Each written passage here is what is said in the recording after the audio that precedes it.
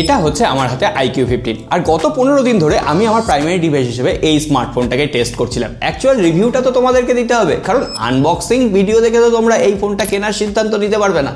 এই ফোনটায় বেশ কিছু ভালো দিক রয়েছে, বেশ কিছু খারাপ দিক রয়েছে, যেগুলো বলার জন্য তোমরা কাউকে পাবে না। যাই হোক, আজকে সমস্তটাই তোমাদের সামনে তুলে ধরবো। প্রথম জিনিসটা থেকে শুরু করি, এই ফোনটা এত হাইলাইটেড কেন? কারণ এই স্মার্টফোনটা এই বছরের latest Qualcomm Snapdragon 8 elite 5 chipset দেওয়া হয়েছে, UFS 4.1 স্টোরেজ টাইপ আর DDR5X আলট্রা র্যাম দেওয়া হয়েছে এটার যে পারফরমেন্স সেটাকে বুস্ট করার জন্য, আর সেটার রেজাল্ট আমরা পেয়ে গেছি। AnTuTu বেঞ্চমার্কে প্রায় 37 লাখ স্কোর এসেছে, কিন্তু AnTuTu বেঞ্চমার্কের ভেতরেই যখন আমরা স্ট্রেস টেস্ট করতে গেলাম দেখলাম ফোনটা কিন্তু মাথা গরম করছে, আর আমাদেরও মাথাটা গরম হয়ে যায় যখন থেকে এত প্রয়োজনীয় ভিডিও দেওয়া সত্ত্বেও তোমরা লাইক আর সাবস্ক্রাইব করতে ভুলে যাচ্ছ, আর লাইক আর সাবস্ক্রাইব করলেও আবার শেয়ার করছো না। যাই হোক, এতক্ষণে করে দিয়েছো নিশ্চয়ই। এবারে আসল কথায় আসি, এই যে গরম হচ্ছে সেটা কিন্তু খুব তাড়াতাড়ি ঠান্ডাও হয়ে যাচ্ছে, কারণ এখানে 8K vapour chamber cooling technology দেওয়া হয়েছে। আর এই ফোনটা যে এত পাওয়ারফুল প্রসেসর দেওয়া হয়েছে বুঝতেই পারছো, এটা নর্মাল টাস্কের জন্য নয়। নর্মাল টাস্ক নিয়ে কথা বলা মানে সময় নষ্ট করা। আমরা সোজাসুজি গেমিং টেস্টে চলে গেছিলাম, আর গেমিং টেস্ট করতে গিয়ে যখন একটু খোঁজ খবর করা শুরু করলাম দেখলাম এখানে সেকেন্ডারি চিপ হিসেবে Q3 সুপার কম্পিউটিং চিপ দেওয়া হয়েছে। আমরা কম্পিউটারে যেমন গ্রাফিক্স কার্ড ব্যবহার করি, এটা গ্রাফিক্স কার্ডেরই কাজ করছে। ধরো এটা ডিসপ্লেকে আরো বেশি স্মুথনেস বাড়িয়ে দিচ্ছে, গ্রাফিক্সকে আরো বেশি এক্সেলারেট করছে।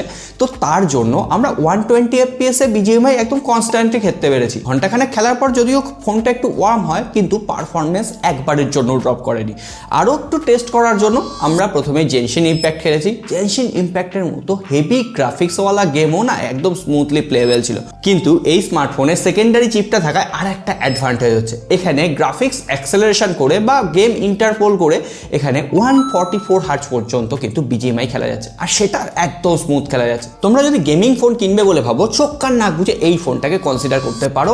আমি বলে দিচ্ছি একদম ঠকবে না। আর তাছাড়া গেমিং এক্সপিরিয়েন্সকে আরও বেশি বেটার করে এর হ্যাপটিক ফিডব্যাক, যেটার যে ভাইব্রেশন এফেক্টটা সেটা সত্যি গেম খেললে এটার এক্সপিরিয়েন্সই আলাদা রকমের হচ্ছে। তার উপরে যে ডুয়েল স্টিরিও স্পিকারটা রয়েছে, ভোকাল, ট্রিবেল এবং বেসটা এতটাই ব্যালেন্স করে দেওয়া হয়েছে, গেমিংয়ের সময় তোমরা যদি কোনো রকম হেডফোন ইউজও না করো তাহলেও এটার সাউন্ড এক্সপিরিয়েন্স একদম চরম। কোনটা ডান দিক থেকে এনিমি আসছে, বাঁ দিক থেকে এনিমি আসছে বুঝে যাবে। সো পারফরমেন্সই বলো বা গেমিংয়ের দিক থেকে বলো, আমার মতো খুঁতখুঁতে মানুষও এই স্মার্টফোনটা থেকে একটুও খুঁত বার করতে পারেনি। তবে হ্যাঁ, খুঁত ধরার জায়গা আছে, কিন্তু তার জন্য পুরোটা ভিডিও দেখতে হবে। তাহলে ফোনটার এবার একটু রূপচর্চা হয়ে যায়। ফোনটা বাক্স থেকে বার করার পর হাতে নিয়েই একদম সলিড আর প্রিমিয়াম ফিল দিচ্ছে, কারণ ব্যাক প্যানেলে একটা ফ্রস্টেড হোয়াইট ডিজাইন, আর এখানে IQ মনস্টার ইনসাইট মানে গেমিং লোগো টোগো দেওয়া হয়েছে। আর যে ফ্রেমটা দেওয়া হয়েছে সেটা কিন্তু মেটাল ফ্রেম, কারণ এখানে বিভিন্ন অ্যান্টেনা ব্যান্ডও দেখা যাচ্ছে। কিন্তু ফোনটা যথেষ্ট প্রিমিয়াম হলেও যথেষ্ট লাইট ওয়েট নয়, প্রায় 217 গ্রামের আশেপাশে ওজন।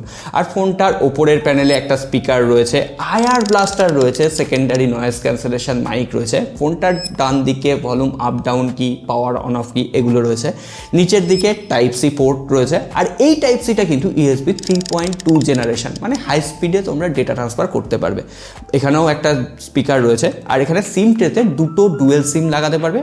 আর তাছাড়া এখানে কিন্তু eSIM-এর সাপোর্ট রয়েছে। আর এর বাঁদিকের প্যানেলে কোনো পোর্টস বা বাটন তো নেই, আর ক্যামেরা হাউজিংটা আগের জেনারেশনের মতোই রাখা হয়েছে। তবে হ্যাঁ, এখানে IQ মেটাল ক্যামেরা হাউজিংটার তলায় একটা হোলো লাইট দিয়েছে, যেটা বিভিন্নভাবে কালার চেঞ্জ করা যাচ্ছে, কাস্টমাইজ করা যাচ্ছে। ফোন এলে জ্বলছে, সাইলেন্ট রয়েছে ফোন, তুমি দেখে বুঝতে পারবে যে কেউ ফোন করেছে বা মেসেজ করেছে, কাস্টমাইজভাবে সেট করা যাচ্ছে। সো এই যে ইনোভেশনটা, হ্যাঁ জানি ভিভোর ইনোভেশন, কিন্তু তা সত্ত্বেও এটা যথেষ্ট হেল্পফুল লাগছে। অন্তত আমার ফোন বেশিরভাগ টাইমে সাইলেন্ট থাকে, তো আমি বুঝতে পারছি যে হ্যাঁ একটা নোটিফিকেশান এসছে, এবার আমার স্মার্টফোনটাকে চেক করতে হবে। আর যে কালারগুলো রয়েছে, LED-গুলো রয়েছে, সেগুলোও যথেষ্ট ঝক্কাস। রাতের বেলা ডিজে সঙ্গের সঙ্গে পার্টিও করতে পারবে। আর তাছাড়া IP68, 69 রেটিংও রয়েছে। সুতরাং ফোনটা হাত থেকে জলেই পড়ে যাক বা সুইমিং পুলে তোমরা এই স্মার্টফোনটাকে নিয়ে ছবি তোলো, কোনো রকম অসুবিধা হবে। তবে এই সমস্ত ফিচারগুলো এই প্রিমিয়াম স্মার্টফোনটার জন্য কিন্তু একেবারেই সাধারণ, কারণ এটা কিন্তু কোনো কম দামি স্মার্টফোন নয়। ফোনটা প্রায় 75,000 রুপিতে লঞ্চ হয়েছে, 16GB 512GB RAM variant. Offer টফার দিয়ে এখন মোটামুটি 68-69 হাজারে পাওয়া যাবে। তো সেই দামেই আমাকে বিচার করতে হবে। এই ফিচারগুলো যদি না পাওয়া যেত তাহলে তো দুর্নাম করে নিতাম। যাই হোক, আর একটা প্রশংসা করার মতো ব্যাপার হচ্ছে বক্সে কিন্তু সমস্তটাই রয়েছে, এমনকি প্রি অ্যাপ্লাইড একটা স্ক্রিন প্রোটেক্টর রয়েছে। সুতরাং cover, screen protector, USB type C to type C data cable, 100 ওয়াটের ফাস্ট চার্জার, কোনো রকম অসুবিধা নেই। আর এই স্মার্টফোনটা একটু মোটা হয়ে যাওয়ার কারণ হচ্ছে এখানে 7000 মিলিঅ্যাম্পিয়ারের ব্যাটারি রয়েছে। তবে হ্যাঁ, আমার ইউজেস প্যাটার্নে মনে হয়েছে যে ব্যাটারিটা একটু তাড়াতাড়ি বেশি ড্রেন হচ্ছে। আমি আশা করেছিলাম প্রায় 10 ঘন্টার আশেপাশে স্ক্রিন অন টাইম পাবো, সেই জায়গায় 8 ঘন্টা 10-15 মিনিট এই রকম স্ক্রিন অন টাইম পেয়েছি। 100 ওয়াটের ফাস্ট চার্জার দিয়ে মোটামুটি 45 থেকে 50 মিনিটে একদম ফুল চার্জ হয়ে যাচ্ছে। তবে হ্যাঁ, এখানে 40 ওয়াটের একটা ওয়্যারলেস চার্জিং টেকনোলজি রয়েছে। ওয়্যারলেস চার্জিং সবসময় স্লোই হয়, আর অত হাই স্পিডের চার্জার আমার কাছে নেই। আর রিভার্স ওয়্যারলেস চার্জিংয়েরও সাপোর্ট রয়েছে, সুতরাং প্রিমিয়াম ফিচার দিক থেকে কোনো রকম অভাব নেই। কিন্তু হ্যাঁ, এই স্মার্টফোনটাকে আরেকটা দিক থেকে খুবই প্রশংসা করা হচ্ছে, এই স্মার্টফোনটার ডিসপ্লে। এটা নাকি আইফোন 17 প্রো বা প্রো ম্যাক্সের ডিসপ্লে একদম হাফ দামে দেওয়া হচ্ছে। হ্যাঁ, 6.85 ইঞ্চির 144 হার্জের স্যামসাংয়ের M14 LTPO ডিসপ্লে দেওয়া হয়েছে। 144 হার্জ মানে এখানে 1 হার্জ থেকে 144 হার্জের রিফ্রেশ রেটটা সুইচ হয়। অর্থাৎ যখন আমরা স্মার্টফোনটা রেখে দিচ্ছি বা শুধুমাত্র ডিসপ্লেটা জ্বলছে, এই ডিসপ্লেটা 1 হার্জে শিফট করে যাচ্ছে, ফলে ব্যাটারি কিন্তু অতটা তাড়াতাড়ি ড্রেন হচ্ছে না। তার উপরে বেজেল আর চিন অ্যাগ্রেসিভ লাগলেও কিন্তু OnePlus 15-এর পাশে যদি তোমরা স্মার্টফোনটাকে দেখো না, OnePlus 15-এর বেজেল কিন্তু আরও কম। সুতরাং একটু হলেও বেজেলটা যদি OnePlus 15-এর মতো হতো আমার বেটার লাগতো।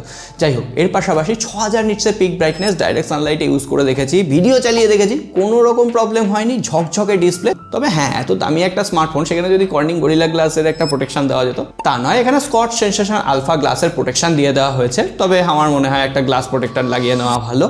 আর হ্যাঁ, এখানে ইন ডিসপ্লে যে ফিঙ্গারপ্রিন্ট সেন্সারটা দেওয়া হয়েছে আল্ট্রাসনিক, কিন্তু আমার মনে হয়েছে পজিশনটা একটু ওপরে, একটু নিচের দিকে হলে পার্সোনালি আমার বেটার হতো। তবে হ্যাঁ, ইউজ করতে করতে তোমরা এটার সাথে হ্যাবিচুয়েট হয়ে যাবে। তার থেকেও বড় কথা, এখানে একটা ফ্ল্যাগশিপ ফোনের ডিসপ্লেতে যত ফিচার থাকা সম্ভব, DCI P3 কালার গ্যামেট, HDR10+এর সাপোর্ট সমস্তটা রয়েছে।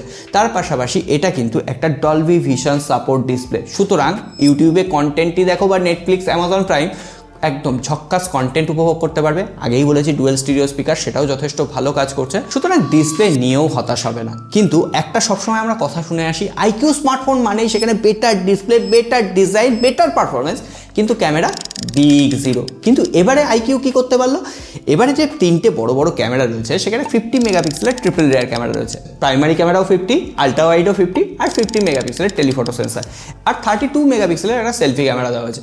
এখানে 22mm থেকে 100mm মাল্টিফোকাল পোর্ট্রেট লেন্সে তোমরা ছবি তুলতে পারবে। ছবিগুলো দেখো, সত্যিই ডাইরেক্ট সানলাইটে ছবিগুলো ভালো আসছে, ছবির শার্পনেস বেটার ছিল, এক্সপোজার কন্ট্রোল, লাইটিং এফেক্ট একদম 100% পারফেক্ট।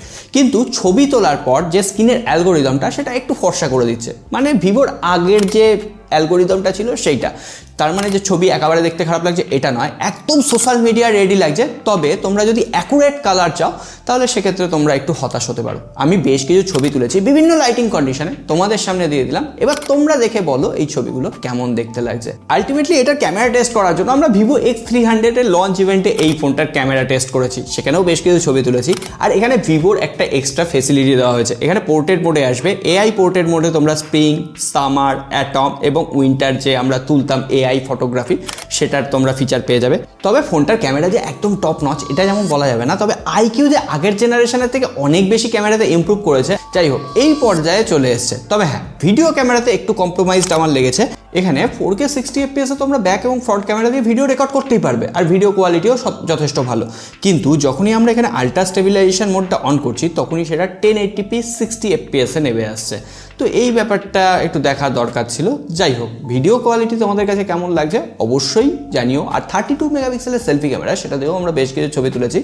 ডিফল্টলি যখন আমরা ছবি তুলছি মনে হচ্ছে একটু আটা ময়দা মাখিয়ে দিচ্ছে, কিন্তু যখন আমরা এটাকে নর্মাল সিচুয়েশনে নিয়ে আসছি না, একদম perfect screen algorithm, perfect exposure এবং লাইটিং ব্যালেন্স একদম টপ নচ ছিল।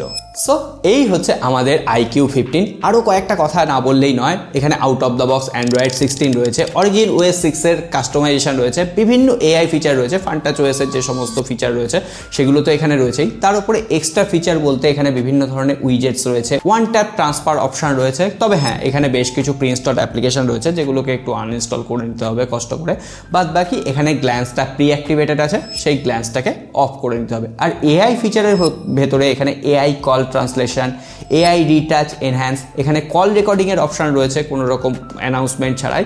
আর এখানে সার্কেল টু সার্চ ফিচার, আর কি বলবো। তবে হ্যাঁ, এখানে 5 5 বছরের অপারেটিং সিস্টেম আপডেট আর 7 বছরের সিকিউরিটি প্যাচ লেভেল আপডেট দেওয়া হবে।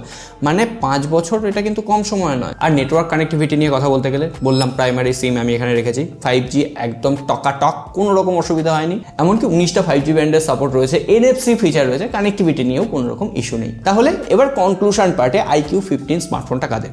যারা একদম টপ নচ পারফরমেন্স আর গেমিংয়ের জন্য স্মার্টফোন চাইছো, একটু প্রিমিয়াম দেখতে হবে, তার উপরে 7000 mAh ব্যাটারি, 1.5 দিনের ব্যাটারি ব্যাকআপ দিয়ে দেবে, তারা গিয়ে চোখ কান নাক বুঝে iQOO 17 একটু অফার টফার দেখে কিনে নিতে পারো। কিন্তু হ্যাঁ, তোমাদের যদি ক্যামেরা প্রায়োরিটি হয় তাহলে ভিভো X300 রিভিউ আসছে, একটু ওয়েট করে যাও। আর সেটার ক্যামেরা না জাস্ট লেভেলের ক্যামেরা। আর তাছাড়া তোমরা যদি OnePlus-এর দিকে যেতে চাও, OnePlus 15, আমি ভাবছি এই দুটো ফোনের মধ্যে কম্পারিজনও করে দেবো। তোমরা কারা চাও অবশ্যই কমেন্ট করে লিখে জানাও। সকলে ভালো থেকো, সুস্থ থেকো, সাবস্ক্রাইব করার কথা বলতে হবে, করে দেখো। দেখা হবে আগামী পর্বে।